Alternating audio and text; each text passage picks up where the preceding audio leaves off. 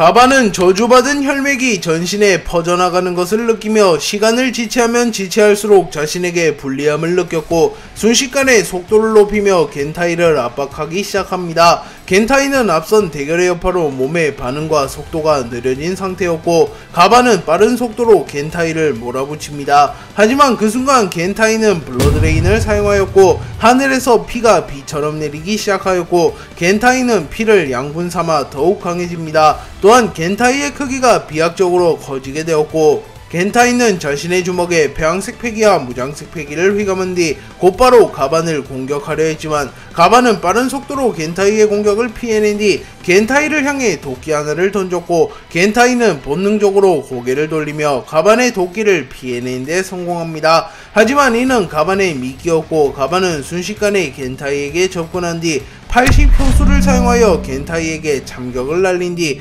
공중에 뜬 도끼를 회수하는 데 성공합니다. 그리고 겐타이는 몸 전신에 상처가 남게 되었고 천천히 회복을 하곤 있으나 완전히 회복에는 실패하는 모습을 보였고 겐타이는 저런 놈에게 정탈을 허용할 정도로 지친 건가?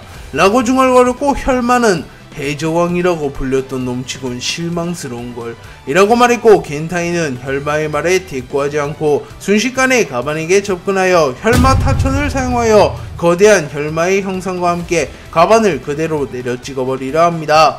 하지만 어째서인지 가반은 겐타이의 공격을 피하지 않았고 가반은 견문색 패기를 사용하여 미래를 확인한 뒤 죽지는 않는다라 육참골단 뼈를 주고 살을 취한다 라고 말했고 그 순간 겐타이의 혈마 타천이 가반에게 적중합니다. 그리고 가반은 치명상을 입었지만 정신력으로 이를 버텨낸 뒤 자세가 어느정도 무너진 겐타이에게 접근하여 명투 천퇴 마부를 사용하여 순식간에 겐타이의 왼팔을 절단시켜버린 데 성공했고 겐타이의 왼팔이 공중에 떠오른 뒤 바닥에 떨어졌고 폐왕색 패기와 무장색 패기의 힘이 동반된 공격이었기에 겐타이는 자신의 팔을 재생시키는 데 실패합니다. 그리고 가반은 혈마 타천과 저주받은 혈맥의 영향으로 가슴을 부여잡으며 쓰러졌고 겐타이는 매우 분노한 듯한 표정을 지으며 생각보다 큰 대가를 치르게 되었군 이라고 중얼거렸고 혈마는 제 아무리 너라도 팔을 잃은 건 큰 손실이군 이놈의 육신을 차지하여도 전력이 준 꼴이군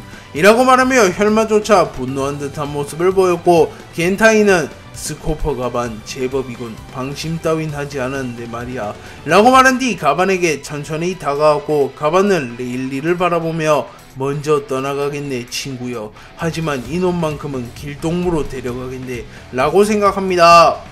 가반은 겐타이의 팔을 날려버린 데 성공했지만 가반 역시 치명상을 입게 되었고 가반은 어쩌면 이 대결의 끝이 곧 자신의 죽음일지도 모른다고 생각합니다. 그리고 가반은 자신의 아들 코론을 떠올리며 미안하게 되었군 코론 진짜 전사가 되는 걸 보고 싶었는데 말이야 라고 생각한 뒤 순식간에 겐타이에게 접근했고 가반의 속도는 이전보다도 더 빨라졌고 겐타이는 당황하는 표정을 지으며 곧 죽어가는 녀석이 마지막 발악이라도 하겠다는 거냐 라고 말한 뒤 거대한 손의 형태를 한 핏덩어리를 소환한 뒤 가반을 내려 찍어버리려 합니다. 그리고 가반은 전신에 저주받은 혈맥이 퍼지며 가반은 움직임이 완전히 멈춰버릴 뻔했지만 그 순간 가반은 무장색 패기를 각성하며 겐타이의 능력을 무효화시켰고 가반은 순간적으로 몸이 말끔해지는 기분을 느낍니다. 그리고 가반은 좋던 싫던 이 일격에 마무리 지은다. 몸이 일시적으로 최상의 상태로 돌아온 것 같다.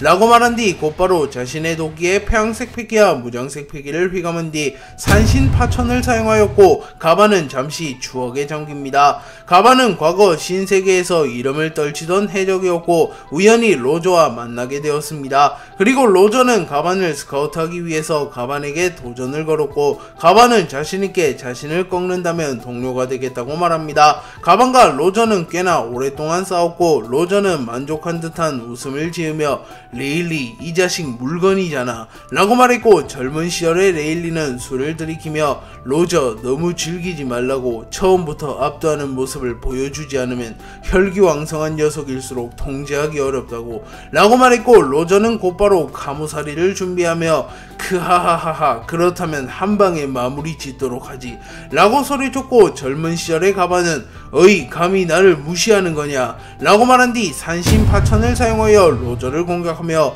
"산조차 집어삼킨다는 이름의 기술이다. 막아볼 테면 막아보라고 밀짚모자" 라고 소리쳤고, 가반의 산신파천과 로저의 카무사리가 충돌했고, 결국 로저의 카무사리가 가반의 공격을 뚫어내며 로저는 가반을 동료로 영입하는 데 성공합니다.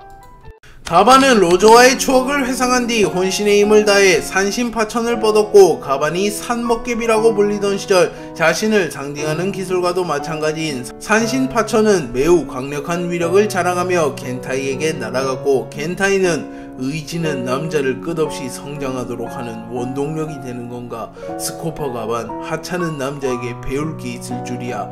하지만 결국 근본적인 힘의 차이는 넘지 못한다" 라고 소리친 뒤 혈마주열을 사용하였고, 가반과 겐타이의 주변에 저주받은 피들이 솟구쳐 오르기 시작했으며 피로 물든 해골의 형상을 한 원혼들이 가반을 감쌉니다. 또한 주혈의 온도가 워낙 높았기에 마치 마그마처럼 부글거리며 가반의 공격을 막아섰고, 가반의 산신파천과 겐타이의 혈마주열이 충돌합니다. 그리고 겐타이는 이제껏 혈마로부터 완벽하게 인격을 통제하는 모습을 보였지만, 가반을 확실하게 마무리 짓기 위하여 금지된 기술을 사용한 터라 인격의 일부를 혈마에게 빼앗기게 되었고, 혈마는 "이 승부 네 녀석이 이겼지만 진 것이라네" 라고 중얼거립니다. 그리고 이내 겐타이의 혈마주열이 가반의 산신파천을 뚫어내는데 성공하였고, 마그마를 상회하는 고온의 주열이 가반의 전신을 덮쳤고, 가반은 전신이 불타는 치명상을 입으며 결국 겐타이에게 패배합니다. 하지만 가반은 목숨을 잃어가는 상황 속에서도 결코 넘어지지 않으며 마치 흰 수염처럼 고통을 버텨내며 서 있었고, 겐타이는 인격을 되찾은 뒤 천천히 가반에게 다가오며 "스코퍼 가반, 쓰러지지 않는 이유가 무엇이지? 이미 끝났다는 건 네 녀석이 가장 잘 알 텐데 말이다" 라고 소리쳤고, 가반은 거친 숨을 몰아쉬며 "그것이 전사의 긍지다" 라고 말한 뒤 그대로 눈을 감았고, 가반의 목소리는 워낙 작았기에 레일리조차 가반의 유언을 듣지 못합니다. 하지만 저 멀리서 우솝은 가반의 목소리를 뚜렷하게 들으며 우솝은 "불의 상처 남자, 엘바프의 영웅 가반이라고 소리치며 가반이 있는 곳을 바라봅니다. 하지만 우솝과 가반의 거리는 매우 멀었기에 우솝은 가반을 볼 수는 없었지만 왜인지 모르게 가반이 죽어간다는 것만은 느낄 수 있었고, 이는 우솝의 견문색 패기가 크게 발전했음을 의미합니다. 가반은 씁쓸한 어투로 "로저, 흰수염 놈들만큼은 아니더라도 멋있는 유언 하나쯤은 세상에 남기고 싶었는데" 라고 중얼거렸고, 겐타이는 "전사의 긍지, 그것이 네 유언이라면 내가 잊지 않고 기억해주마. 겨루게 되어 영광이었다. 오랜만에 만난 진정한 전사여" 라고 말한 뒤 순식간에 가반의 가슴을 꿰뚫어 가반의 심장을 터뜨려버렸고, 가반은 코론과 리플리를 떠올리며 "못난 아비는 먼저 가네. 언젠가 니카와 함께 엘바프를 구원할 전사는 나타날 걸세" 라고 생각하며 쓰러졌고, 결국 가반은 목숨을 잃으며 쓰러집니다.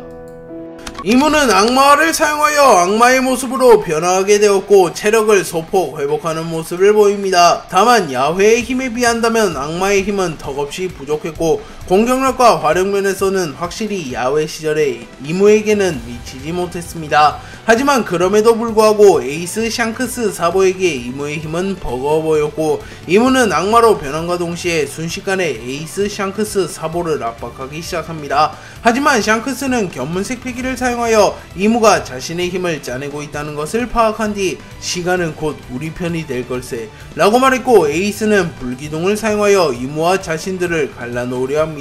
한편 이무는 미래의 질을 통하여 에이스의 작전을 간파한 뒤 "시간을 끈다면 내게도 좋을 일, 애시당초 저놈들과 결착을 지을 마음 따윈 없었으니" 라고 중얼거린 뒤 견문색 패기를 사용하여 신의 기사단 킬링엄을 호출합니다. 킬링엄은 당시 소머즈 군코와 함께 아발론 대피로 도주하던 철룡인들의 엄호를 맡고 있었고, 이무의 호출을 받은 킬링엄은 소머즈 군코와 함께 레드라인으로 날아갑니다. 그리고 이를 본 샴록은 "이무님께서 도움을 요청하는 건가? 확실히 평생토록 정점에 군림하는 유일무이한 별은 없는 모양이군.